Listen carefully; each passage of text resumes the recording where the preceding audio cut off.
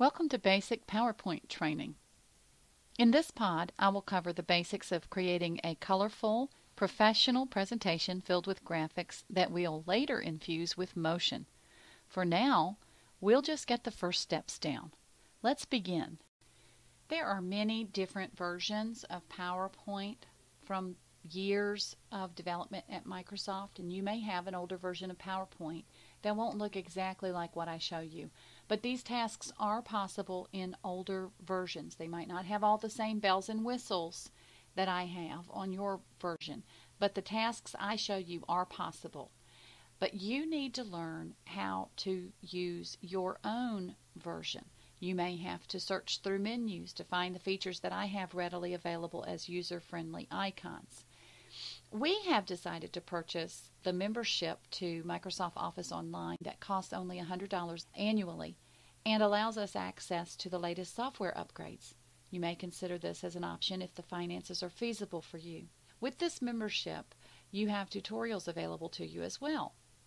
The other thing to think about is GTS. Google that stuff. Google is an incredible search engine that gives you access to millions of images and free tutorials, many of which are fair game for use regardless of the purpose, even if you're making money off of what you learn.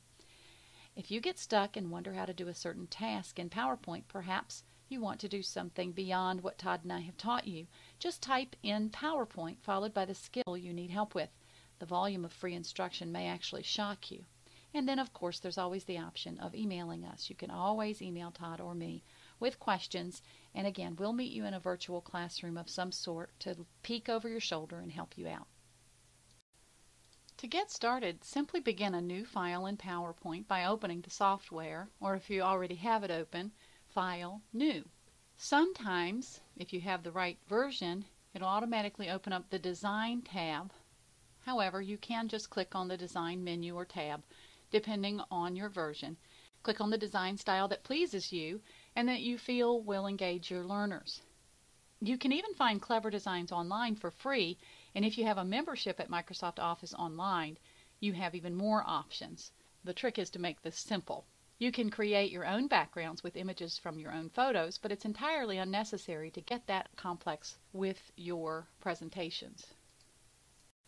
We'll begin building your presentation by ignoring all the movement and all the sounds and just getting the components of content and graphics in place first. Don't think about how to make things move around just yet. Just build each page as you want it to look after everything is loaded. Use the KISS principle. Keep it short, silly. Your students are here because they struggle to slog through complex information. Don't add more to their problems. Don't worry about what you'll do with the content to make it move. Just get it on the slide and arrange it in a pleasing way, and we'll work on transitions and animations later. Don't worry about audio yet. Just make simple notes to yourself that will tell you what you want to say on each slide if that's a concern to you while you're building the slides. Later on, you can go back and clean that up. For now, get bullet type content typed in and add your graphics only. Do not write everything you will say onto the slides. You will teach from off-slide in the audio portion of the presentation, and we'll send a training recording out for that later. Get graphics from whatever source you wish. I like Google Images, and I use clip art mostly because it's open share.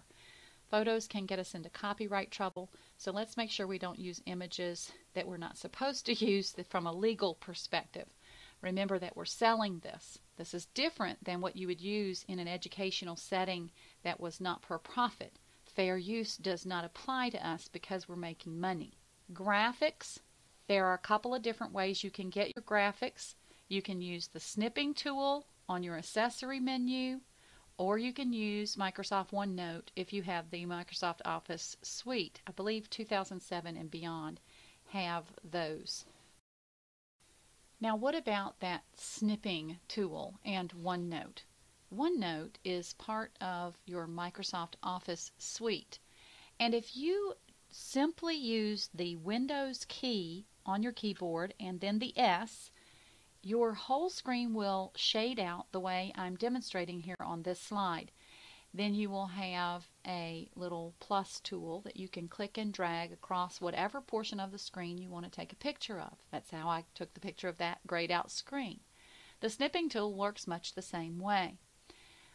You're just going to click and drag over whatever is on the slide that you want to capture as an image, and it will either automatically save it on the clipboard in the case of your snipping tool, or you can send it to the clipboard in the case of OneNote. Either way, a Control V as in Victor will put it on whatever document you want to put it on.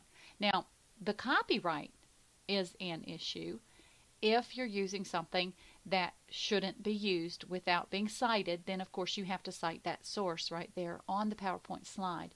However, you can still use it as long as you cite the source, unless it is a photograph of someone posted privately as a part of their personal photos online.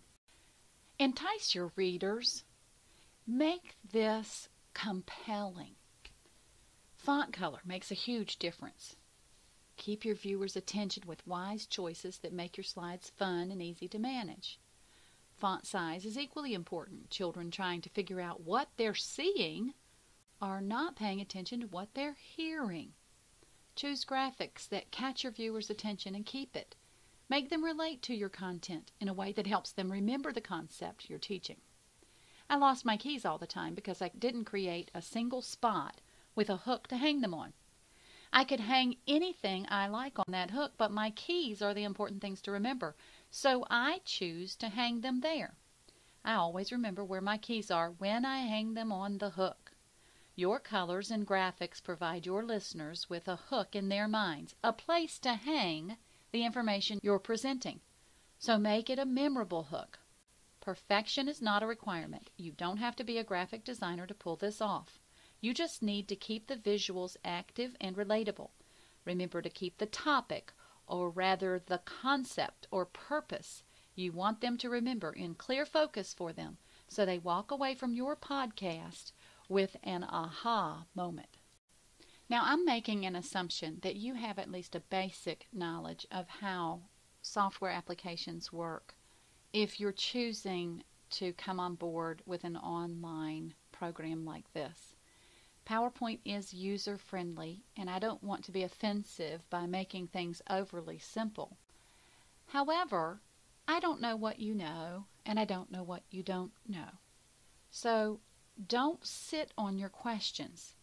If you have questions, please make sure that you ask them. You can email either of us, Todd or Ruth Ann. We are more than willing to meet with you and sort of look over your shoulder and help you with some of these podcasts, but we need to know that you need help.